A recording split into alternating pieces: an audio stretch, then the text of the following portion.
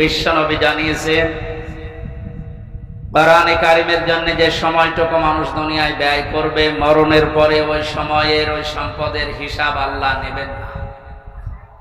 হাদিস অনুযায়ী আমরা যদি আমল করতে পারি, আমাদের জীবন, আমাদের সম্পদ, দুনিয়াতে যতটুকু পেয়েছি এটা যেন কোরআনের পেছনে ব্যয় হয়।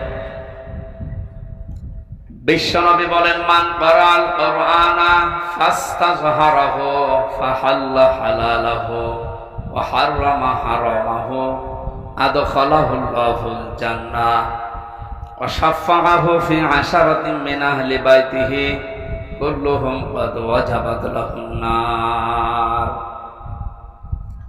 ইবনে মাজাহ শরীফের হাদিস। অনেক আলেম এখানে বসে আছে, শব্দের দিকে খেয়াল করেন।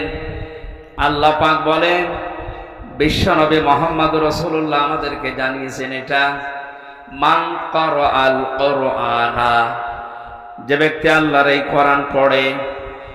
কোরআন পড়া বলতে আমরা চারটা বিষয় বুঝি। শুদ্ধ করে পড়া, এর মর্ম মানে বোঝা, এর উপর নিজের জীবনকে সেট করা, আর এইটা মানুষকে মানার মতো পরিবেশ তৈরি করে দেওয়া। কোরআন পড়া বলতে কয়টা বিষয় পেলাম? আপনি এবার মেলান তো, আপনি আসলে কোরআন পড়েন কিনা। মাহফিলের সভাপতি, প্রধান অতিথি সহ যারা এসেছি, যদি জিজ্ঞাসা করেন কোরআন পড়েন, এক বাক্যে আমরা বলবো হ্যাঁ আমরা কোরআন পড়ি। করা শব্দটার ব্যাখ্যা, নবীজি বলেন পড়া কোরআনে তিনটা শব্দ আল্লাহ দিয়েছেন কোরআন পড়ো এ ব্যাপারে। কয়টা? এটা ক্লাস চলছে এখন, জবাব দেবেন ছাত্রের মতো। এটা স্কুল এমন কলেজ না। এখানে যারা আছেন অন্তত শিক্ষিত মানুষগুলো ছাত্রের মতো জবাব দেবেন। কারা, রাতালা, তালাওয়া, তিনটা শব্দ আছে কোরআন পড়ার ব্যাপারে। তিনটার ব্যাখ্যা হচ্ছে, কেউ যদি কোনো বিষয় পড়তে চায় সে যেন শুদ্ধ করে পড়ে। কি করে? অশুদ্ধ পড়লে অর্থ পাল্টিয়ে যাবে।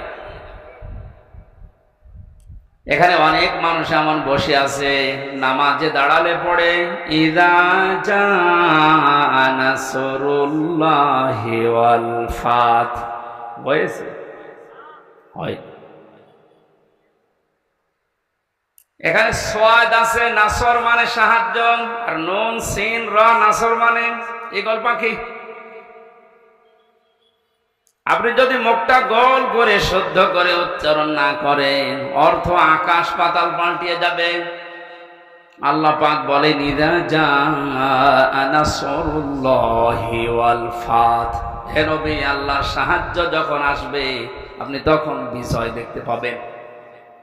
যদি মুখটা গোল না করে সিন দিয়ে উচ্চারণ করেন, অর্থ হয়ে যাচ্ছে হে নবী যখন শকুন আসবে, ঈগল পাখি আসবে, তখন আপনি বিজয় পাবেন। হয়েছে?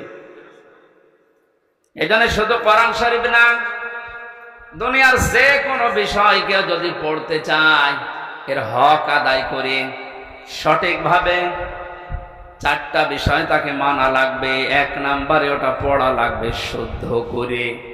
কি করে? এটা তো আমি বানালাম নাকি? কোরআনে কারীম জানিয়েছে ওয়ারাত্তিলিল কুরআনা তারতিলা, হে নবী আপনি কোরআন পড়বেন শুদ্ধ করে, স্পষ্টভাবে, থেমে থেমে। প্রধান অতিথি সহ যারা এখানে আছেন, নবীজির এই হাদিসের প্রথম অংশটা আমরা একটু মিলাই আমাদের জীবনে। নবীজি জানিয়েছেন যে ব্যক্তি কোরআন পড়ে, আপনি তো বলছেন আমি কোরআন পড়ি, তাহলে এটা শুদ্ধ করে পড়া লাগবে আপনাকে। আমি আল কোরআন রিসার্চ ফাউন্ডেশনের সদস্য ছিলাম এক সময়। আমি দেখেছি এই দেশের জরিপে 100 জনের 95 জন আল্লাহর কোরআন শরীফ শুদ্ধ করে পড়তে পারে না। এই রিপোর্ট কি খুব ভালো রিপোর্ট না? এজন্য আহ্বান জানাচ্ছি অন্য ধর্মের লোক এখানে যেহেতু নেই, আমরা সব মুসলিম দাবি করছি, আমাদের জীবনের 1 নাম্বার টার্গেট বানানো লাগবে আল্লাহর এই কোরআন আমরা শুদ্ধ করে পড়ব। 2 নাম্বারের মর্ম মানে বুঝতে হবে। কেন? কোরআনে কারীম জানিয়েছে ওয়াইদা সামিউ মা উনজিলা ইলার রাসূলি তারা আ'য়ুনাহুম তাফিদু মিনাদ দাম'i মিম্মা আরাফু মিনাল হক ইলা আখির আয়াত। সূরা মায়েদা 7 নম্বর পারার প্রথম নম্বর পৃষ্ঠার প্রথম নম্বর লাইনের 83 নম্বর আয়াতের প্রথম অংশে আছে। এটা তাফসিরে ইবনে কাসিরে পাবেন। আল্লাহ পাক বলেন, হে নবী, আপনি যখন আমার বান্দাদের সামনে কোরআন পড়বেন, যারা এর মর্মবাণীগুলো অনুধাবন করতে পারে, বুঝতে পারে যে আমি কি বলতে চাই, আপনি দেখবেন তাদের চোখ দিয়ে মনের অজান্তে পানি পড়ছে। কোরআনের আলোচনায় সবার চোখে পানি আসবে না, এটা বোঝার মতো যোগ্যতা আপনার থাকা লাগবে। এই জন্য কোরআন যদি কেউ হক আদায় করে পড়তে চায়, মাস্ট বি তাকে এটা বোঝার চেষ্টা চালাতে হবে। চারবার আল্লাহ এই ঘোষণা আমাদেরকে কোরআনে শোনাচ্ছেন, ওয়ালাকাদ ইয়াসসারনাল কুরআনা লিযিকরি ফাহাল মিন মুদ্দাকির। অবশ্যই আমার এই কোরআনকে আমি বোঝার জন্য, পড়ার জন্য, এটা মানার জন্য সহজ করে দিয়েছি। কেউ কি আসো এখান থেকে শিক্ষা নেওয়ার জন্য? ও বগুড়াবাসী, আমরা আজকে থেকে আল্লাহর এই আফসোস আর থাকতে দেব না। যতদিন জীবন আছে কোরআন বুঝে মরার চেষ্টা করব ইনশাআল্লাহ। 3 নম্বরে শুধু না, এটা আমাদের বোঝার চেষ্টা চালাতে হবে। তাহলে কোরআন যদি কেউ বলে আমি কোরআন পড়ি, তার শর্ত মানা লাগবে কয়টা? 1 নম্বরে শুদ্ধ করে, 2 নম্বরে বুঝতে হবে, 3 নম্বরে যে বুঝবে ওই বিষয়ের উপরে তার বাস্তব জীবনে আমল করা লাগবে। এটাই ঝামেলা। আমরা জানি না এখানে এমন কেউ নেই যে টাকা ছেড়ে রাখে। যারা টাকা আসে, সুদের এই টাকা নেওয়া হারাম, এ জানে নাকি? হিন্দুও জানে, কথা বলেন না কেন? এটা জানার পরও আমাদের আমল আছে। বলে এই যে 1 বিঘা জমি দেয়, 1 লক্ষ টাকা নেয়, 8-10 বছর এটা চাষ করে খায়, যখন ফেরত দেয় তখন 1 লক্ষ টাকায় ফেরত দেওয়া লাগে। এই সিস্টেম আছে না দেশে?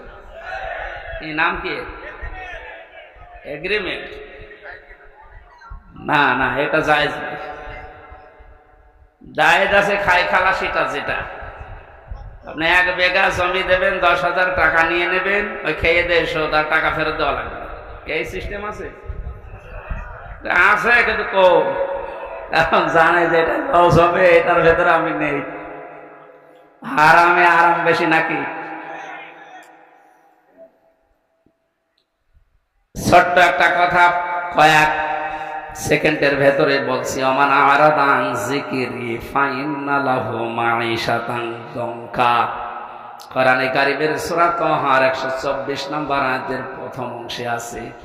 আল্লাহ পাক বলেন, আমার নিয়ম নীতি বাদ দিয়ে, আমার কোরআনের বিধান বাদ দিয়ে যদি কেউ উপায় করে, টাকা পয়সা আসবে, চর্মচোখে দেখবে, বহু কিছুর মালিক হচ্ছে, কিন্তু ওর জীবনের এই আয় উন্নতিতে আমি কোনো বরকত রাখবো না। তাফসীরে কাবীরের ভেতরে দঙ্কার ব্যাখ্যা লিখেছে 7টা। এখানে আলেম আছে না? দঙ্কার 1 নম্বর ব্যাখ্যা হচ্ছে, পৃথিবীতে আল্লাহর নিয়ম নীতি, আল্লাহর আইন বাদ দিয়ে কেউ যদি উপায় করে, ওই টাকা পয়সা, ওই অর্থ সম্পদের ভেতর থেকে আল্লাহ বরকত তুলে নেয়। 2 নম্বরে, ওই মানুষগুলো যখন মারা যাবে, এই অবৈধ সম্পদের কারণে এই মানুষটা বেঈমান হয়ে মরবে। 3 নম্বরে, ওই মানুষকে আল্লাহ ওই অবৈধ সম্পদ দুনিয়াতে ভোগ করার সুযোগ দেবে না। এটা যে দেয় না, তার বাস্তব প্রমাণ দেশে নেই। নাম ধরা লাগবে। কত মানুষ আজ অবৈধ ভাবে উল্টা পাল্টা করে কামাই করে টাকা রাখার জায়গা নেই, ফ্রিজে রাখে, বালিশের ভেতরে রাখে। এটাও হচ্ছে না, বানাচ্ছে বেগম পাড়া। আপনি ভোগ করতে পারবেন না। যদি এগুলো ভোগ করে যেতে পারেন, তাহলে কোরআন মিথ্যা হয়ে যাবে। আর আপনার মতো নাফরমানের জন্য আল্লাহ কোরআন শরীফ মিথ্যা করবে। যেন দুনিয়াতে আপনাকে ওই টাকা, ওই সম্পদ ভোগ করার সুযোগ দেবে না, এর আগে আপনি পটল তুলবেন। 4 নাম্বারটা একটু ঝামেলা, এটা বাদ যাক। যারা আল্লাহর নিয়ম নীতি বাদ দিয়ে উপায় করেন সুদ, ঘুষ, মানুষের উপরে জুলুম করে, ফাঁকি দিয়ে, অন্যায় ভাবে যেভাবে উপায় করছেন, আপনার মরণে দৃষ্টান্ত সৃষ্টি হবে দুনিয়ায়। পৃথিবী সাক্ষী হয়ে থাকবে আপনার মরণে। এটাও বেশি বলে ফেললাম নাকি? আপনাকে মনে করছেন সব বানালাম একটা একটা করে? না, যেগুলো বলছি সব আমি পড়িয়ে এসেছি। অবৈধ ইনকামের মানুষকে আল্লাহ দৃষ্টান্ত করে রাখে দুনিয়াতে, তার মরণকে ইতিহাস বানিয়ে রাখে। আপনি এমনি টের পেয়েছেন, আমি জানি। এই জন্য আমরা সাবধান হব। জানি সবাই এটা হারাম, কোরআন থেকে হাদিস থেকে পড়েছি, জানার পরও যে লোকটা মানে না, ওর কোরআন পড়া হয়নি। 4 নাম্বারটা, এটা সবচাইতে বড় ঝামেলা এবং কঠিন। নবীজি বলেন, কেউ যদি কোরআন পড়ে এ কথা বলে, সে শুদ্ধ করে পড়বে, সে ওইটা বোঝার চেষ্টা চালাবে, নিজে মানবে, এবং এটা মানুষ যেন মানতে পারে সেই ব্যবস্থা করে দেবে। এটা ঝামেলা না? এটা যদি আজ কেউ করতে চায়, সে সবচাইতে বড় বিপদে আছে এই বাংলাদেশে। আমি কোরআন পড়ি, আমি শুদ্ধ করেই পড়ি, আমি বুঝি, এবং আমি যতটুকু বুঝি অতটুকু মানার চেষ্টা চালাচ্ছি, অসুবিধা নেই। 4 নাম্বারটা, আমি যতটুকু মানি এটা মানুষ যেন মানতে পারে, ওই ব্যবস্থা আমি করে দিতে চাই। এটা কোরআন পড়ার 4 নাম্বার শর্ত। এক কথা বলছে না? 4 নাম্বারটা কি সহজ না কঠিন? এটা করতে গেলে আজ পদে পদে বিপদ। তাহলে 4টা শর্ত যারা মানে না, ওদের কোরআন পড়া হচ্ছে। জন্মের পর থেকে এটা শুনেছি, কেউ যদি কোরআনের একটা হরফ পড়ে তার নেকি হয় কয়টা? হ্যাঁ, আপনার পড়া তো আবার পড়ার মতো হওয়া লাগবে। আপনি যদি আমার ছোট মেয়ের মতো পড়েন, ওর বয়স 4 বছর, ও তো পড়ে। ওই 1 লাইন পড়তে গেলে 1 লাইনে যদি 10টা শব্দ থাকে, 9টা ভুল করে। ওর পড়া হচ্ছে, আপনার পড়াও তো এরকম হয়ে যাচ্ছে। নবীজির হাদিসের প্রথম শব্দ ছিল, যে ব্যক্তি কোরআন পড়ে, তার মানে 4টা শর্ত যারা দুনিয়ায় মানতে পারে, ওদের পড়া হয়, আর ওদের প্রতিটি অক্ষরে 10টা করে নেকি হয়। দ্বিতীয় শব্দ ছিল ফাস্তাযহারাহু, কোরআন পড়ে শেষ করে দেয় না। যে ব্যক্তি কোরআনকে ইজহার করার চেষ্টা চালায়, যারা আরবি গ্রামার বোঝে, ফাস্তাযহারাহু এই শব্দের ব্যাখ্যা আমি যত বেশি, আধুনিক ব্যাখ্যা হচ্ছে প্রকাশ করা, ইজহার করা, দাঁড় করানো, স্পষ্ট করা, কায়েম করা, বিজয় করা। কোরআন যারা পড়বে ওই 4টা হক অনুযায়ী এবং কোরআনকে বিজয়ী করার জন্য যারা চেষ্টা চালাবে, এই সংখ্যা বাংলাদেশে কম না বেশি?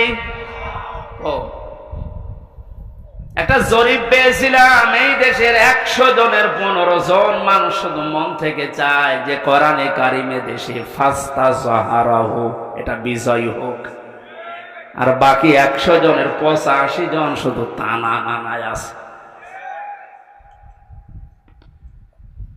দ্বিতীয় পয়েন্টটা হচ্ছে না। 3 নম্বরে কি ছিল? ফাহাল্লা হালালাহু ওয়া হাররামা হারামাহু।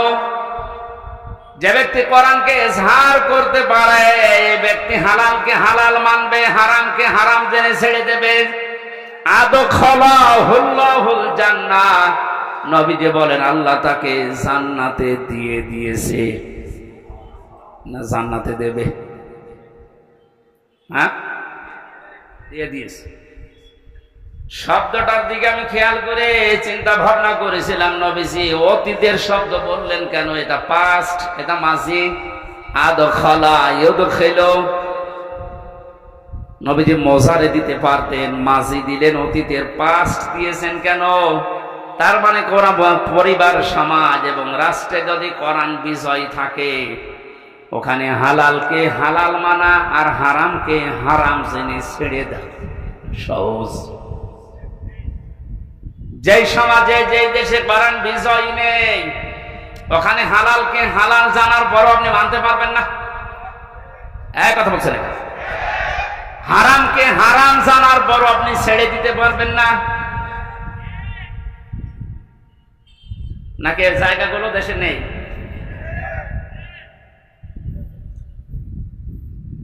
এই জন্য প্রতিটি শব্দের আগে দেখবেন ফা দেওয়া আছে। মান করাল কোরআনা ফাস্তাজহারাহু ফাহাল্লাহালাহু, সব ফা দিয়ে আরম্ভ। ফায়ের ব্যাখ্যা আছে। ফা শব্দটা আরবি গ্রামার অনুযায়ী 19টা অর্থে ব্যবহার হয়। এখানে যে ফা দিয়ে নবী যে বাক্যগুলো আরম্ভ করছেন, প্রতিটির পেছনে লুকিয়ে আছে আগেরটা যদি মানতে পারো পরের ফল দেখতে পাবে। তা আপনি কোরআন পড়ছেন কি করে? আপনি নিচে এবার টের পান 4টা শর্ত মিলছে না। কোরআনকে এজাহার করার জন্য, বিজয় করার জন্য আপনার কোনো কার্যকারী ভূমিকা নেই। তাহলে হালালকে আপনি হালাল জেনে মানবেন কি করে? হারামকে হারাম জানার পরে ছেড়ে দেবেন কি করে? আদখালাহুল্লাহুল জান্নাত পরে, এর পরের শব্দে পেয়েছি ওয়াশাফাআহু ফি আশারাতিন মিন আহলি বাইতিহি কুল্লুহুম ক্বাদ ওয়াজাবাত লাহুন নার। বিশ্বনবী বলেন, সত্যি যদি আল্লাহ রাব্বুল আলামিনের হারামকে হারাম জানার পরে তুমি ছেড়ে দিতে পারো, হালালকে হালাল জেনে আঁকড়িয়ে ধরতে পারো, আল্লাহ তোমাকে শুধু জান্নাতে দেবে না, তোমার সুপারিশে পরিবারের 10 জন মানুষকে জান্নাতে দিয়ে দেবে। যাদের উপরে জাহান্নাম অবধারিত হয়ে গিয়েছিল, তাহলে যে কোরআন শুনতে এসেছে আপনি বুঝলেন এর মর্যাদা কোথায়? আল্লাহ পাকে হাদিসটা আমাদের প্র্যাকটিক্যাল লাইফে সেট করার তৌফিক দেন, বলেন আমিন। দরুদ আর সালাম পড়ছে আমাদের নবী মুহাম্মদুর রাসূলুল্লাহ সাল্লাল্লাহু আলাইহি ওয়াসাল্লামের প্রতি। মহান আল্লাহ তার যে সমস্ত নাম আছে, এই নামগুলো দুনিয়াতে কয়েকটা নবীর নামের শেষে দিয়েছে। তার ভেতরে আমাদের নবীকে আল্লাহ দিয়েছেন রাউফুর রহিম, খুলুকিন আযীম। ইব্রাহিম নবী আলাইহিস সালামকে, ইসমাইল নবীকে দিয়েছিলেন গোলামিন হালিম, আমার সহনশীল বান্দা। ইসহাক নবীকে ডাক দিয়েছিলেন গোলামিন আলিম, আমার জ্ঞানী বান্দা। আর মুহাম্মদুর রাসূলুল্লাহকে দিয়েছেন খুলুকিন আযীম, আমার মহান বান্দা। এত বড় চরিত্র আমার নবী মুহাম্মদুর রাসূলুল্লাহকে আমি দিয়েছি, কিয়ামত পর্যন্ত মানুষ শুধু অনুসরণ করে যাবে, এর কোল কিনারা খুঁজে পাবে না, বলেন সুবহানাল্লাহ। সেই নবীর আদর্শ আজ আমাদের সামনে পড়ে আছে। জন্ম থেকে মৃত্যু পর্যন্ত তাকে বাদ দিয়ে আপনি কাকে আদর্শ মেনে চলেন? আপনার বিবেককে প্রশ্ন করেন। আল্লাহর ঘোষণা দেওয়া একটা আদর্শ আছে দুনিয়ায়, কয়টা? বলেন বলেন। আল্লাহ নিজে ঘোষণা দিয়েছেন যে এই আদর্শটা মেনে চলো। ইয়াসিন ওয়াল কুরআনিল হাকীম। ইয়া মানে হে, সিন মানে সাজ্জেদ। আল্লাহ পাক জানাতে চেয়েছেন, হে নেতা, দুনিয়াতে আল্লাহর ঘোষণা দেওয়া নেতা আদর্শ মাত্র একটা, তার নাম মুহাম্মদুর রাসূলুল্লাহ। আল্লাহ রাব্বুল আলামিন পুরা কোরআনে নবীকে 7টা নামে বিশেষভাবে ডাক দিয়েছেন। তার ভেতরে ইয়াসিন, তাহা, মুহাম্মদ, আহমদ, আব্দুল, মুজাম্মিল, মুদাসসির। বগুড়াবাসী, বিবেক যদি থাকে আজকে কাজে লাগাবেন। আল্লাহর ঘোষণা দেওয়া নেতা আদর্শ যার নাম তিনি জানিয়েছেন মুহাম্মদুর রাসূলুল্লাহ, সেটা বাদ দিয়ে যদি পৃথিবীর কাউকে আপনি অনুসরণ করেন, অনুকরণ করে চলেন, আপনি মরতে দেরি, জাহান্নামে যেতে দেরি হবে না। এইটা আমি বানালাম না, এটা আমি মানছি। ইমাম বুখারী রাহমাতুল্লাহ আলাইহি বুখারী শরীফ লেখার আগে একটা কিতাব লিখেছেন আল আদাবুল মুফরাদ। এখানে একটা হাদিস তিনি এনেছেন, 6 প্রকার মানুষকে আল্লাহ বিনা বিচারে, বিনা হিসাবে, কোনো হিসাবও নেবে না, বিচারও করবে না, মরণের পরে তাদেরকে আল্লাহ জাহান্নামে পাঠিয়ে দেবে। তার ৩ নাম্বারেই তারা দুনিয়াতে যাদের আদর্শ মুহাম্মদ রাসূলুল্লাহ ছিল না। এই হাদিসটার কোরআনের সূরা ইয়াসিনের ইয়াসিন এদের ব্যাখ্যা তাফসীর পড়ার পরে আমার বড় ভয় হচ্ছে, এ পৃথিবীতে হাজারো মানুষ মুহাম্মদ রাসূলুল্লাহর আদর্শ না মানার কারণে জাহান্নামে যাচ্ছে। আল্লাহ তুমি আমাদেরকে বাঁচাও, বলেন আমিন। আমি এটা বলে আপনার ক্ষতি করে ফেললাম? হ্যাঁ, আপনি তো ধরা খাবেন। চোখ বন্ধ হওয়ার পরে আপনি এখনই ধরা খাবেন। নবীজির একটা কথা 100 ভাগের 1 ভাগও মিথ্যা নেই। যাদের আদর্শ এখনো ঠিক হয়নি, মুহাম্মদ রাসূলুল্লাহ বাদ দিয়ে অন্য কাউকে যারা মেনে চলছেন, এখনই তওবা করে পরিবর্তন হবেন, নয়তো আপনার কোনো হিসাব নেই, বিচার নেই। আপনি মরে গেলেই বিনা হিসাবে বিনা বিচারে জাহান্নামী। আল্লাহ তুমি আমাকে সহ যারাই আমরা এসেছি এটা বুঝে মানার তৌফিক এখনই দান করো। আরো জোরে বলেন। কোরআনে কারিমের 6666 আয়াতের মাত্র একটা আয়াত পড়েছি, সূরা তাওবা 129 নাম্বার আয়াত। আমরা তেলাওয়াতকৃত আয়াত তাফসীর আকারে কথা বলবো ইনশাআল্লাহ। আল্লাহ যেন তৌফিক দেন।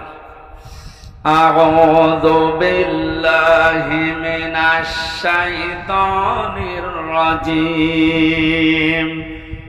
বিসমিল্লাহির রহমানির রহিম।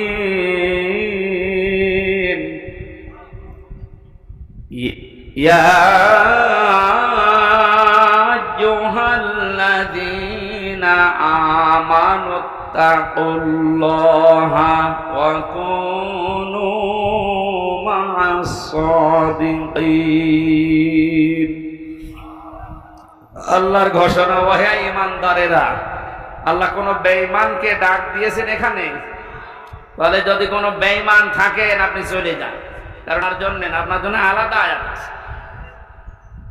বেঈমানের জন্য আল্লাহর ডাক ছিল ইয়া আইয়ুহাল্লাযীনা কাফারু, হে কাফেরেরা, হে বেঈমানেরা। এখানে কোন কাফের আছে? আমরা সব ঈমানদার। আমরা কি? এখন আমার ভেতরে ঈমান আছে কিনা এটা পরীক্ষা করার থার্মোমিটার আছে। সাহাবী প্রশ্ন করলেন, হে নবী আমার ভেতরে ঈমান আছে কিনা আমি কিভাবে বুঝতে পারবো, কিভাবে টের পাবো? আমি তো নামাজ আদায় করি, রোজা রাখি, কাবা শরীফ তাওয়াফ করি। আল্লাহর নবী বলেন, যত 2টা কাজ তোমার ভেতরে দেখতে পাও, ইজা সাররাতকা হাসানাতুকা ওয়া সাআতকা সাজ্জিয়াতুকা। যখন কোনো ভালো কাজ, সমাজ উন্নয়নমূলক কাজ, আল্লাহর পক্ষের, রাসূলের পক্ষের, দ্বীনের পক্ষের কোনো কাজ হয়, ওইটা দেখে যখন তোমার ভালো লাগে, আনন্দ লাগে, আর যখন তোমার অন্যায় কাজ দেখলে কষ্ট লাগে, তখন বুঝবে তোমার ঈমান আছে। ও বগুড়াবাসী, হাদিসটা সামনে রেখে বলেন তো, বাংলাদেশে ভালো কাজ সবার কাছে ভালো লাগে?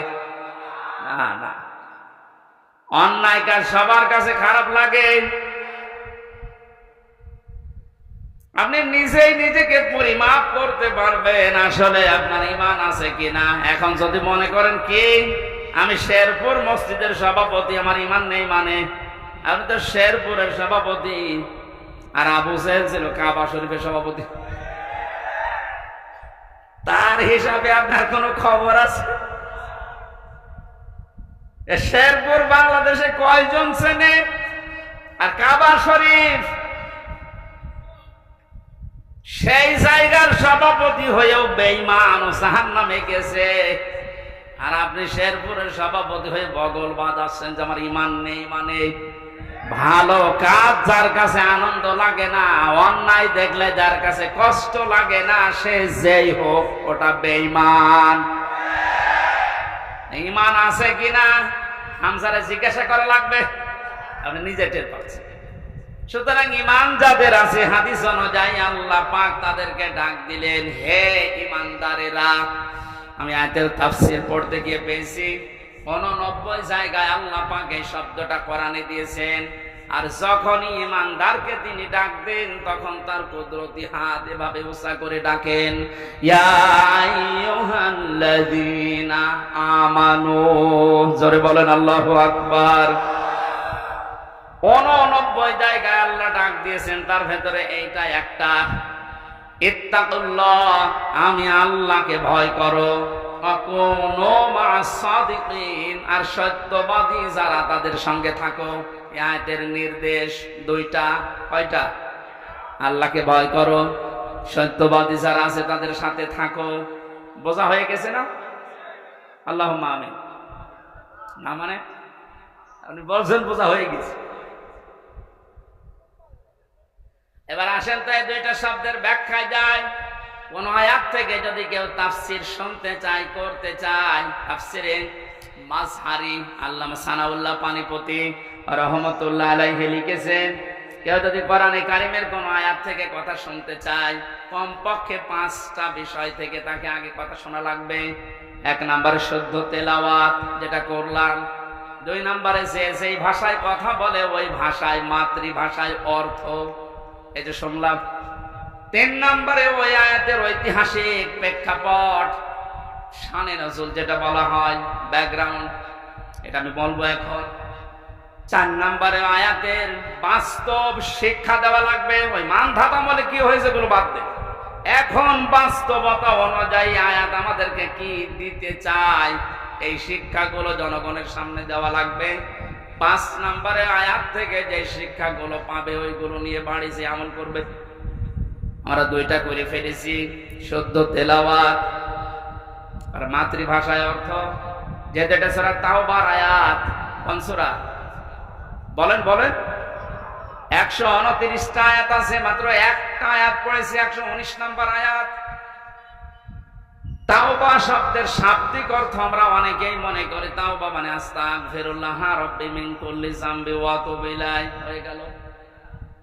তাওবা আর ইস্তেগফার এই দুইটা কিন্তু এক না, এই দুইটা শব্দ আলাদা, মাজদারও আলাদা। কথা বুঝতেছেন?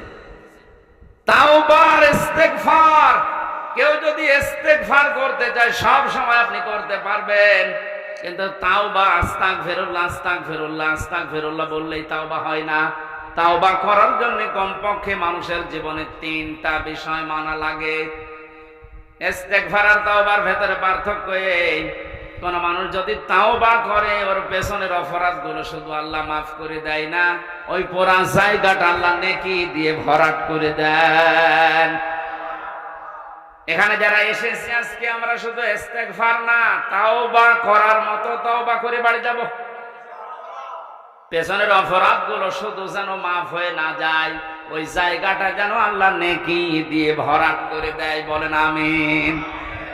1 নম্বরে যদি তাওবা কেউ করতে চায় তাকে বলা লাগবে, আল্লাহ আমি অপরাধী, আমি। এই স্বীকৃতিটা আছে এই পৃথিবীতে মানুষ দিতে চায় না। দেখবেন এই দেশে হাতে নাতে ধরা পড়ার পর অস্বীকার করে না, না তদন্ত করা লাগবে। তদন্ত 7 দিন সময় দিয়েছে যাদেরকে, ওদেরকে মাল মশলা মেরে ওর মুখ বন্ধ করে দেয়। আপনি যদি সত্যি তাওবা করতে চান সে যে কোনো বিষয়ে, আপনাকে প্রথমে স্বীকৃতি দেওয়া লাগবে অপরাধের জন্য, ওই গুনার জন্য স্বীকার করা লাগবে যে হ্যাঁ আমি এই কাজ করেছি, আমি অপরাধী। এখন প্রশ্ন হচ্ছে আপনি স্বীকার করবেন কার কাছে? না না,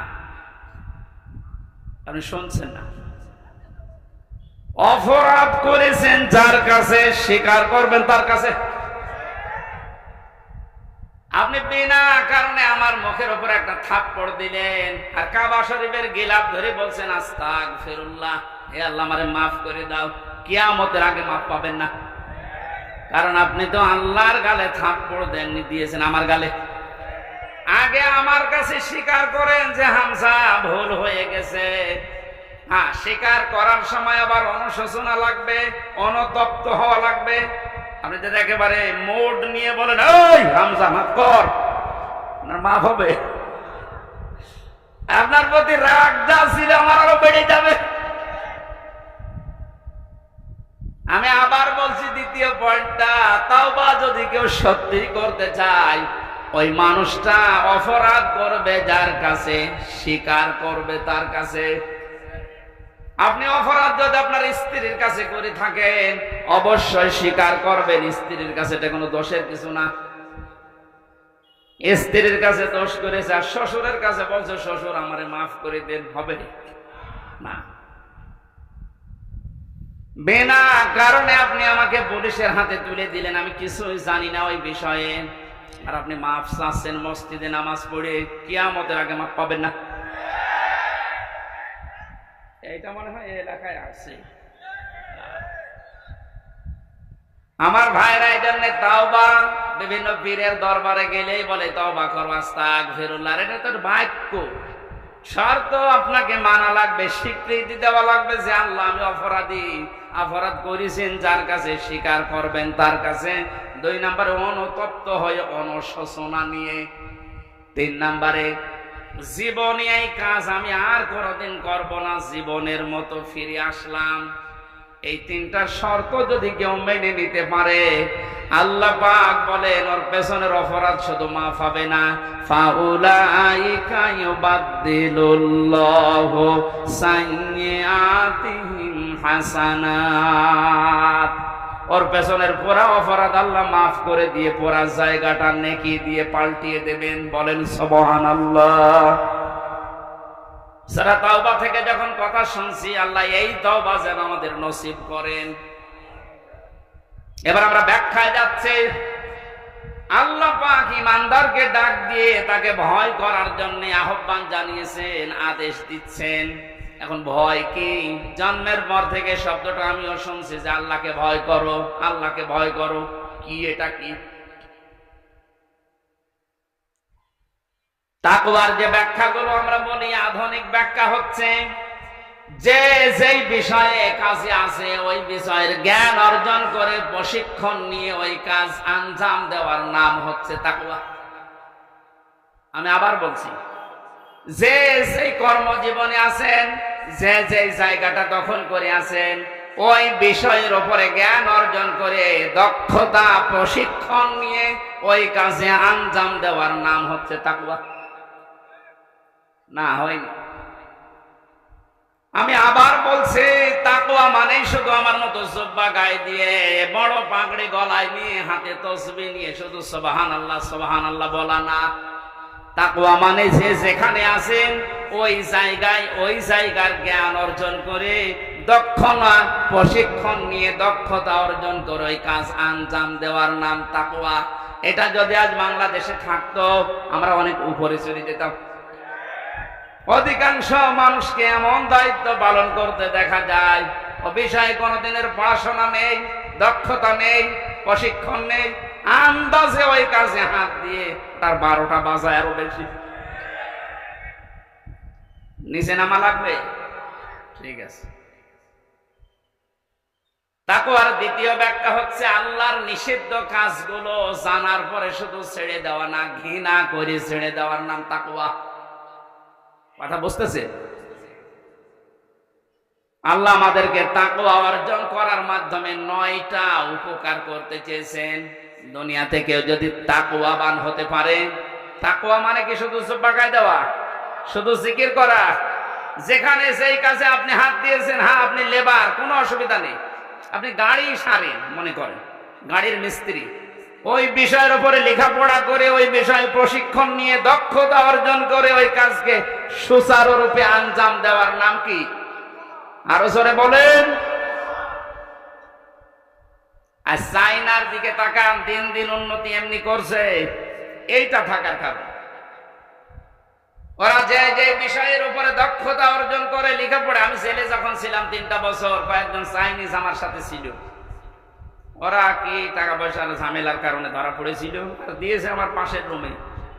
ভাষা তো বুঝতাম না, কিন্তু কর্মদক্ষতা, ওদের যে কাজ কারবার ভেতরে এত বুদ্ধি, জীবনে কোনোদিন কল্পনা আসে নাই যে এই পানির বোতল দিয়ে এই কাজ করা যায়।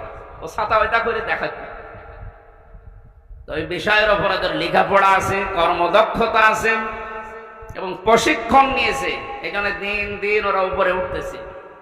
আজ আমরা ওদের মতো যদি তাকওয়াটা বুঝতাম আর বাস্তবে কাজে লাগাতাম, আমার মনে হয় যে ষড়যন্ত্র কয়েকদিন আগে প্রধানমন্ত্রী শেখ হাসিনা যে আশঙ্কা করেছে বাংলাদেশ নিয়ে, পার্বত্য চট্টগ্রামের কয়েকটা জেলা, মায়ানমারের কিছু অংশ আর ইন্ডিয়ার কিছু অংশ নিয়ে সাদা চামড়ার যারা আছে তারা কিন্তু গোপন আন্দোলন চালাচ্ছে। এটা একটা স্বাধীন খ্রিস্টান রাষ্ট্র ঘোষণা দেবে। প্রধানমন্ত্রী 14 দলের সাথে গোপন বৈঠক করে যে কয়েকটা কথা শেষের দিকে জানিয়েছে, তার ভেতরে এটা একটা। ওনার এই আশঙ্কা যদি সত্যি হয়, আপনি চর্মচোখে দেখবেন এদের ভাগ হয়ে সুদানের মতো, দক্ষিণ সুদান, পূর্ব তৈমুরের মতো খ্রিস্টান একটা স্বাধীন রাষ্ট্র এই এলাকায় চলছে। এটা খুব ভালো সংবাদ নাকি? আমাদের কর্মদক্ষতা, তাকওয়ার এই ব্যাখ্যা যেটা আধুনিক ভাবে করা দরকার, এটা আমাদের করা দরকার। আল্লাহ আমাদেরকে ওই পর্যায়ে যাওয়ার তৌফিক দেন, বলেন আমিন। যে যে বিষয়ে আপনার ছেলেটা, আপনার মেয়েটা যে বিষয়ে অভিজ্ঞতা ছোটকাল থেকে দেখবেন, যেদিকে মন আছে, ওই বিষয়ে আপনি তাকে তুলে দিন। সবাইকে আলেম হওয়া লাগবে, সবাইকে ইঞ্জিনিয়ার হওয়া লাগবে না। যে যে বিষয়ের দিকে যেতে চায়, ধাবিত হতে চায়, ভালোবাসে, ওই বিষয়ে যেন জ্ঞান অর্জন করার জন্য রাস্তা পায়, তাকে ব্যবস্থা করে দেন। ও কর্মদক্ষতা অর্জন করে ও প্রশিক্ষণ নিয়ে ওই কাজকে সুচারুরূপে আঞ্জাম দিতে থাকলে দুনিয়া এবং আখেরাত দুইটাই আমাদের জন্য সফল হবে ইনশাআল্লাহ। আমি যে 9টা উপকারের কথা বলতে চাই, আমার ভাইরা, 9টা উপকারের ঘোষণা দিয়েছেন আল্লাহ। দুনিয়াতে কেউ যদি তাকওয়া অর্জন করতে পারে, 1 নম্বরে ওই লোকটা যদি বিপদে পড়ে, মহান আল্লাহ এমন জায়গা থেকে তাকে সাহায্য পাঠায় যার কল্পনা কোনোদিন তার হৃদয়ে আসে নাই। জোরে বলুন সুবহানাল্লাহ। এটা আজ দেখতে আমাদের বহু বাকি। এটা যারা দেখতে পেয়েছিলেন তাদের ঈমান আমি দেখেছি, এই মানুষগুলোর ঈমান পাথরের চাইতেও শক্ত ছিল। সত্যিই যারা তাকওয়া অর্জন করতে পেরেছে দুনিয়াতে, ওই মানুষগুলোর কাছে দুনিয়া আল্লাহ এমন তুচ্ছ বানিয়ে দিয়েছে, তামাম দুনিয়াটা একটা ডিমের চাইতেও তাদের কাছে কম দামি মনে হতো। আমরা আসলে তাকওয়া অর্জন করে আল্লাহর এই 9টা যে উপকারের কথা, সাহায্যের কথা, এটা পাচ্ছি না, কারণ আমাদের তাকওয়া নেই। তোমরা সত্যবাদী যারা, সত্যপন্থী যারা, তাদের সঙ্গে থাকবে। সত্যবাদী কারা? এই দেশে একটা ভুল ধারণা চালু আছে, কিছু কিছু দৃশ্য দেখলে আমরা মনে করি এগুলো সত্যপন্থী, এগুলোই হক্কান, এগুলোই হক্কানি। অনেকে নিজেকে দাবিও করছে যে আমরা হক্কানি দরবারের লোক। কোরআনে কারিমে সূরা তাওবার 119 নম্বর আয়াতের শেষের অংশের ব্যাখ্যা আল্লাহ দুনিয়ায় কারো কাছে ছেড়ে দেয়নি যে 2 বেলা জিকির করলে সেই লোকটা সত্যবাদী, 5 ওয়াক্ত নামাজ পড়লে সেই লোকটা সত্যবাদী, বছরে একবার হজ করে আসলে সেই লোকটা সত্যবাদী না। আল্লাহ পাক বলেন সত্যবাদী হওয়ার জন্য 10টা গুণ দুনিয়াতে তোর ভেতরে থাকা লাগবে। কয়টা? আরো জোরে বলেন। বগুড়াবাসী, আপনি এখন থেকে আমি সহ প্রত্যেকেই মিলাবো আল্লাহর বর্ণনা অনুযায়ী 10টা গুণ আমার ভেতরে আছে কিনা। আল্লাহ ব্যাখ্যা দিচ্ছেন সূরা বাকারার 177 নম্বর আয়াতে, লাইসাল বিররা আন তুওয়াল্লু ওয়াজুহাকুম কিবালাল মাশরিকি ওয়াল মাগরিবি ওয়ালাকিন্নাল বিররা মান আমানা বিল্লাহ। আল্লাহ পাক বলেন শুধু পূর্ব দিকে, পশ্চিম দিকে মুখ ঘুরিয়ে সেজদা দিলেই নেকি না। আসল নেকির কাজ হচ্ছে আল্লাহর প্রতি ঈমান আনা। কার প্রতি? প্রশ্ন আসতে পারে, হুজুর আমার ঈমান আছে, আমি আল্লাহকে বিশ্বাস করি না। কেউ যদি আল্লাহকে বিশ্বাস করে এই কথা বলতে চায়, কমপক্ষে 4টা বিষয় দুনিয়াতে তার ভেতরে পাওয়া যাবে। আপনি এবার মিলান তো আপনার ভেতরে আছে কিনা। ওই যে কায়দায় পড়িয়েছিল হুজুররা ছোটবেলায়, মাওলানা কায়দায় পড়িয়েছে আমাদেরকে, আমানতু বিল্লাহি কামা হুয়া বিআসমাইহি ওয়া সিফাতিহি আকাবিলতু জামিআ আহকামিহি ওয়া আরকানি। পড়াননি? উনি বলতে চেয়েছে আমানতু বিল্লাহ, যারা বলে আল্লাহ আমি তোমাকে বিশ্বাস করে, প্রথমে আপনাকে স্বীকার করাচ্ছেন কামা হুয়া, আমি এমন আল্লাহকে বিশ্বাস করি যার অস্তিত্ব আছে। কি আছে? পৃথিবীর অন্যান্য ধর্মের লোকদের সাথে আমাদের মিল নেই, এই কারণে আমরা এমন আল্লাহকে বিশ্বাস করি যার অস্তিত্ব আছে, যার নাম আছে বিআসমাইহি, শুধু নাম না, তার নামের গুণাগুণ আছে, কার্যকারিতা আছে।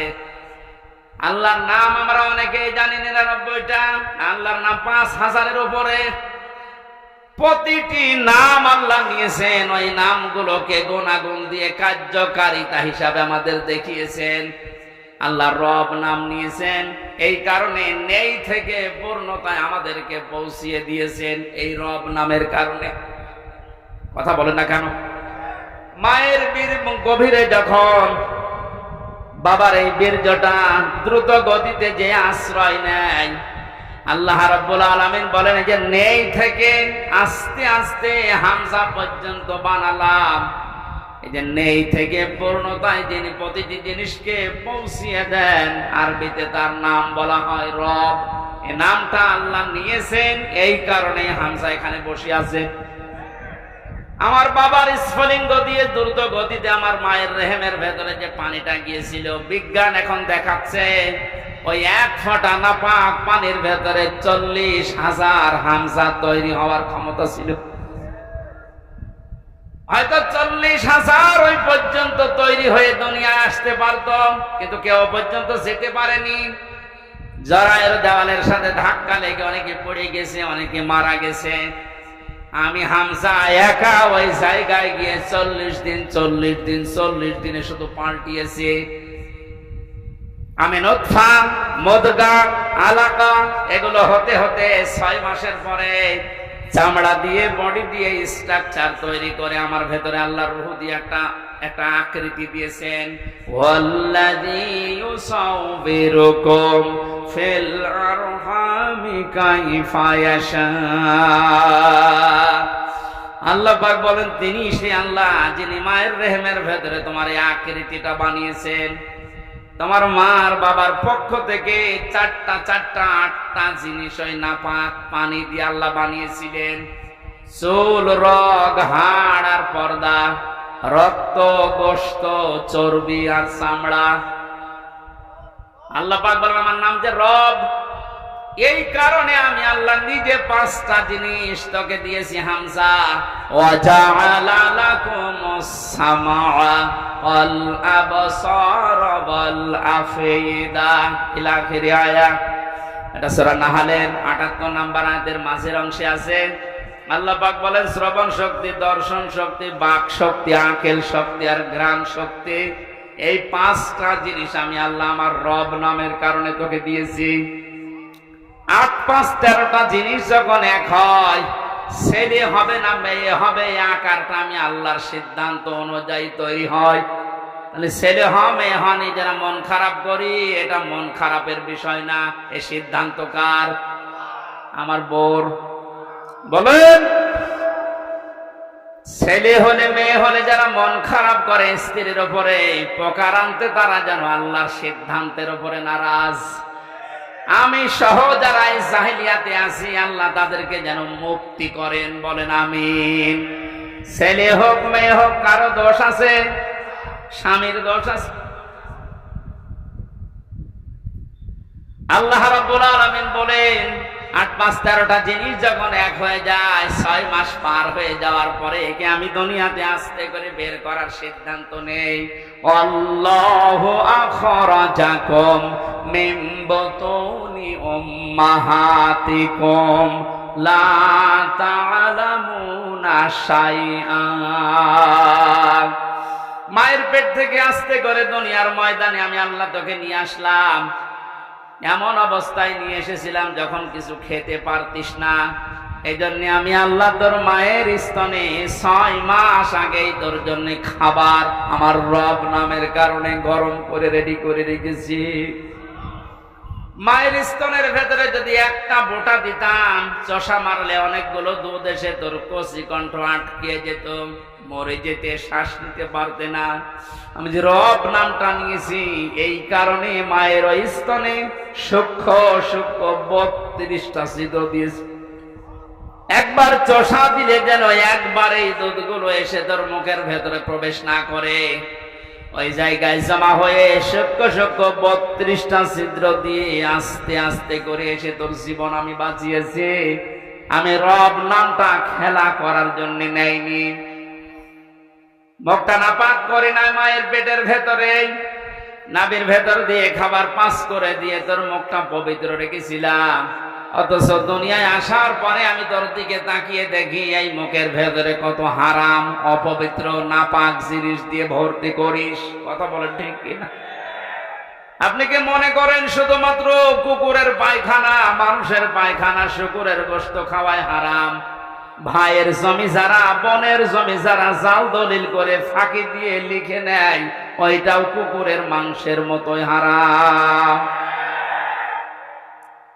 যারা মেয়ের জমি ফাঁকি দিয়ে ছেলেকে লিখে দিয়েছেন, আপনি বিশ্বাস করতে পারেন জাহান্নামের টিকিট আপনার একটা বুক করা হয়ে গেছে। শরীক ফাঁকি দেওয়া মানুষ বগুড়ায় নেই, এই কথা বলুন।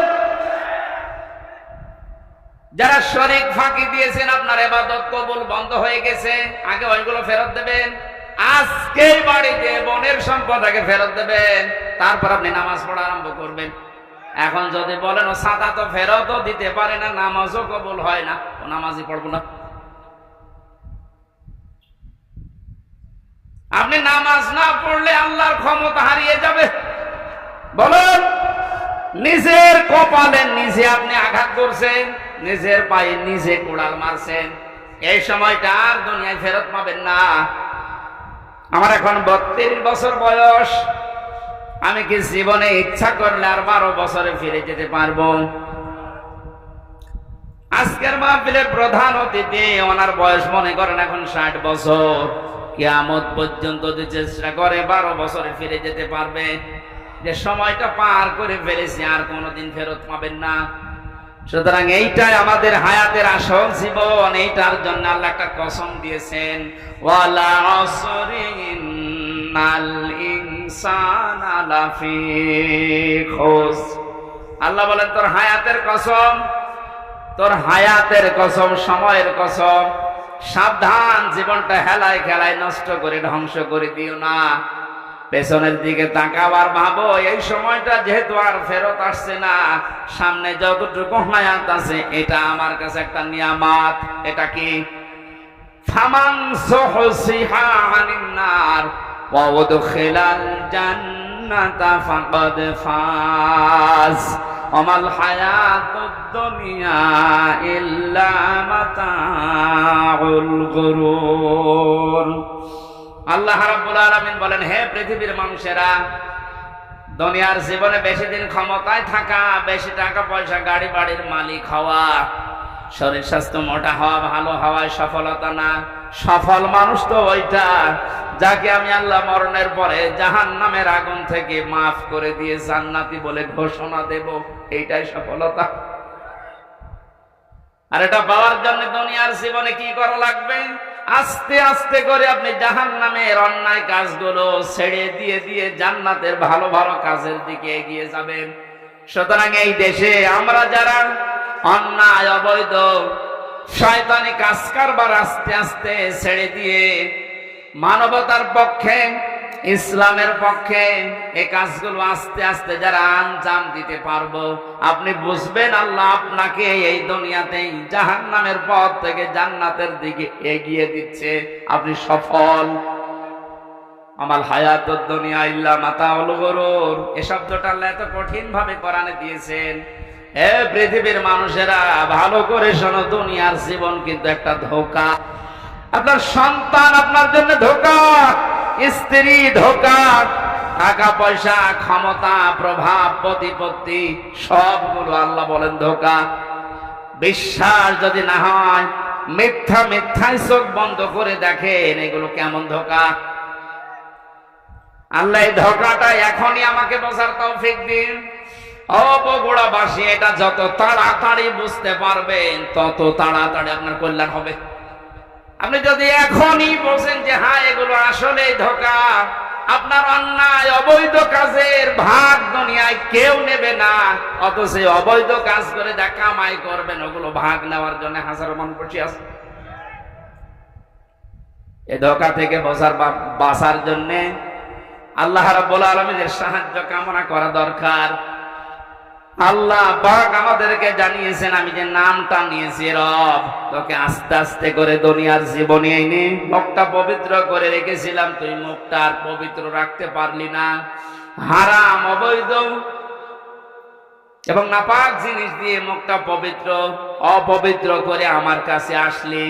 আমি তো শুধু নাম নিয়েই শেষ করে দেয়নি, নামের কার্যকারিতা গুণাগুণ আমি আল্লাহ ওগুলো বাস্তবে বহন করি।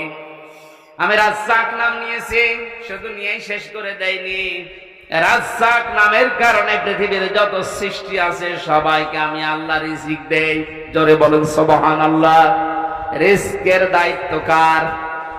আরো জোরে বলেন। জাহান্নাম থেকে বাঁচার দায়িত্ব কার? যেইটার দায়িত্ব আল্লাহ আমাদেরকে দিয়েছেন ওইটার বিষয়ে আমরা বেখবর হয়ে আছি, বেহুশ হয়ে আছি। আল্লাহ আমাদের আমলের ইমানের উপরে ভিত্তি করে আখিরাতে নাজাত দেবেন, এইটার কোনো খবর আমাদের নেই। অথচ যেটার দায়িত্ব আল্লাহ নিজের হাতে নিয়েছেন ওইটা নিয়ে পেরেশান হয়ে আজ হাজারো মানুষ জাহান্নামের টিকিট কেটে বিদায় নিচ্ছে। আল্লাহ মাতাওল গরুরটা একটু বসার তৌফিক আমাদেরকে দাও না, বলেন আমিন। এজন্য এমন আল্লাহর উপর আমরা ঈমান এনেছি যার অস্তিত্ব আছে, যার নাম আছে, আর প্রতিটি নামের গুণাগুণ আছে, কার্যকারিতা আছে। তিনি হুকুম দিয়েছেন, তিনি আরকান দিয়েছেন। এগুলো যারা বিশ্বাস করে বাস্তব জীবনে মানতে পারে, এই মানুষগুলোই আসল নেকির কাজে আছে। ওয়াল ইয়াউমিল আখিরে, কিয়ামতের ময়দানের বিশ্বাস দৃঢ় থাকা লাগবে। কিসের বিশ্বাস? জন্মের পর থেকে আমার মনে হয় আমরা এই শব্দের সাথে পরিচিত যে কিয়ামত হবে, কিয়ামতে জবাব দেওয়া লাগবে। এটা যে নেকির কাজ, এটা যারা বিশ্বাস করেছিল তাদের জীবনের দিকে আপনি তাকান। আল্লাহ ঘটনাগুলো এমনি খেলা করার জন্য শুনিয়েছেন তা না। খলিফাতুল মুসলিমিন হযরত ওমর, এই যে হিসাব, এটা বিচার, এটা যে কি জিনিস আমরা এখন অনেকে টের পাই না। উনি বিশ্বাস করেছিলেন যে বিচার হবে, হিসাব দেওয়া লাগবে। সন্তানটা ভর্তি করে দিলেন মাদ্রাসায়। হযরতে আব্দুল্লাহ, ওই একই জায়গায় হুসাইন হযরতে আলীর সন্তান লেখাপড়া করত। হযরতে হুসাইন রাদিয়াল্লাহু তাআলা আনহু বারবার কলম ফেলে দিচ্ছিলেন। আব্দুল্লাহকে বলেন তুলে দাও। একবার, দুইবার, তিনবার তুলে দেওয়ার পর উনি বললেন, হুসাইন বারবার কলম ফেলে দাও, আমারে তুলতে বলো, আমি কি তোমার গোলাম, চাকর, খাদেম নাকি? হযরত হুসাইন মুখ ফসকে বলে ফেলেছেন, আব্দুল্লাহ তুমি শুধু চাকর না, তুমি খাদেম না, তুমি খাদেমের বাচ্চা, খাদেম। অথচ ওই সময় প্রেসিডেন্টের ছেলে বাড়িতে গিয়ে বলছে, আব্বা আমি আর মাদ্রাসা যাব না, হুসাইন আমাকে গালি দিয়েছে, আমি নাকি খাদেমের বাচ্চা, খাদেম, তুমিও নাকি খাদেম, তুমি যদি বিচার না করো এই মাদ্রাসায় পড়াই বন্ধ করে দেব। খলিফাতুল মুসলিমিন হযরত ওমর বললেন, সন্তান এখন না, বিচার জমার দিন নামাজের সময় করব। খুতবা দিচ্ছিলেন, ডাক দিয়ে বললেন, হুসাইন এখানে আসো। বলে হ্যাঁ। সামনে আসো। তুমি আমার সন্তানটাকে গালি দিয়েছো? বলে হ্যাঁ দিয়েছি। কেন দিলে? ইমাম হুসাইন ডাক দিলেন, খলিফা বুকে হাত দিয়ে বলেন তো, আপনি কি আমার নানার খাদেম ছিলেন না? আমি তো দেখেছি আপনি আমার নানার খেদমত করছেন। খাদেমের ছেলেকে খাদেমের বাচ্চা বলেছি, অসুবিধা কি? হযরত ওমর কেঁদে ফেললেন। ডাক দিয়ে বলে, হুসাইন আমি তো এভাবে কোনোদিন ভাবি নাই, তুমি শব্দটা লিখে দিতে পারবে? কাগজ কলম নিয়ে আসেন। খেজুরের পাতা নিয়ে এসেছে, লিখে দিলেন, হুসাইন আমি নিজে আলীর সন্তান হয়ে বলছি, ওমর আমার নানার খাদেম ছিল, আমি দেখেছি। সই করে দিলাম। হযরতে ওমর রাদিয়াল্লাহু তাআলা আনহু কাগজটা হাতে নিয়ে জমা খেলেন, সাহাবীদেরকে বললেন, নবীর সাহাবীরা বিচার হয়ে গেছে। হযরত আব্দুল্লাহ তো ছোট মানুষ, বলে আব্বা তুমি তো বিচার শুরুই করলে না, কি করে হয়ে গেল? হযরত ওমর বলে, সন্তান, যে বিচার করেছে দুনিয়া না, মরণের পরও কাছে লাগবে। আমি যখন মারা যাবো এই কাগজটা আমার কাফনের ভেতরে দিয়ে দিও। কিয়ামতের ওই কঠিন ময়দানে মহান আল্লাহ যখন আমার জীবনের হিসাব আরম্ভ করবে, কিছুই যদি কবুল না হয় এই কাগজটা আল্লাহকে দেখাতে পারবো। রব্বুল আলামিন তোমার নবীর নাতি লিখে দিয়েছে আমি নাকি নবীর খাদেম ছিলাম, এ বছরে আমার আজকে মাফ করে দাও। তাছাড়া জবাব দেওয়ার মতো কোনো কাজ, কোনো আমল আমার হাতে নেই, অথচ তাদের জীবনের যে নেকির কাজের বর্ণনা হাদিসে পাওয়া যায়। নবীজি বলেন, আকাশের তারকাকেও যদি গণনা করে একদিন শেষ করে ফেলতে পারবে, কিন্তু ওমর মুসলমান হওয়ার পরে যে নেকির কাজ করেছিল কোনদিন কেউ গণনা করে শেষ করতে পারবে না। এই মানুষটা যদি কিয়ামতে জবাব দেওয়া লাগবে, এই টেন্ডেন্সিতে এত ভয়ে থাকে, এত টেনশনে থাকে, আমাদের অবস্থান কোথায়? নেকির কাজ শুধু পশ্চিম দিকে মুখ করে নামাজ পড়লে হয় না, আল্লাহর প্রতি ঈমান আনা, কিয়ামতে জবাব দেওয়া লাগবে আল্লাহর সামনে দাঁড়িয়ে, এই বিশ্বাস দৃঢ় করা, এটা নেকির কাজের মূল। এটা যতদিন পর্যন্ত আমাদের দেশের 1628 জন মানুষের ভেতরে বদ্ধবল না হবে, এই দেশটা ততদিন দুর্নীতি মুক্ত হবে না। আল মালায়েকাতে ফেরেশতাদের বিশ্বাস করা, আল কিতাবে কিতাবে বিশ্বাস করা, আন নবিয়্যিন নবীদেরকে বিশ্বাস করা, ওয়া তাল মালা আলা হুব্বিহি দাবিল কুরবা, আল্লাহর মহব্বতে নিজের সম্পদ চাহিদা থাকার পরও যারা নিকট আত্মীয় স্বজনের জন্য ব্যয় করে। ও বাংলার জনগণ, এই গুণটা আজ বাংলাদেশে কার ভেতরে আছে আপনি তাকান। নিজের প্রয়োজন থাকার পরেও নিজের সম্পদ যারা নিজের নিকট আত্মীয়, এতিম, মিসকিন, অসহায়, বন্যাগ্রস্ত মানুষদের পাশে যারা দাঁড়ায়, এই মানুষগুলো আল্লাহর ভাষায় সত্যবাদী, এরাই মুত্তাকি। মুত্তাকি সত্যবাদী খোঁজার জন্য আমেরিকায় যাওয়া, সৌদি আরবে যাওয়া দরকার নেই। এই 10টা গুণ যে বলছি একটা একটা করে আপনি মিলান। যাকাত, দুনিয়ায় যারা নামাজ কায়েম করার জন্য চেষ্টা চালায়, সম্পদ থাকলে যারা যাকাত দিয়ে দেয়, যারা ধৈর্য ধারণ করে বিপদে আপদে মুসিবতে, দুনিয়ায় কোনো বিষয় যদি একবার ওয়াদা দিয়ে ফেলে, জীবন চলে গেলেও তারা ওয়াদা রক্ষা করে। উলাইকাল্লাযীনা সাদাকু ওয়া উলাইকা হুমুল মুত্তাকুন। কোরআনে কারিমের সূরা বাকারার 177 নম্বর আয়াতের শেষে আল্লাহ জানিয়েছেন, এরাই ঈমানের দাবিতে সত্যবাদী, আর এরাই হচ্ছে আমি আল্লাহর নিকটে মুত্তাকি। জোরে বলেন সুবহানাল্লাহ। আল্লাহ কোরআনের এই আয়াতগুলো আমাদের জীবনে সেট করার তৌফিক দিন, বলেন আমিন।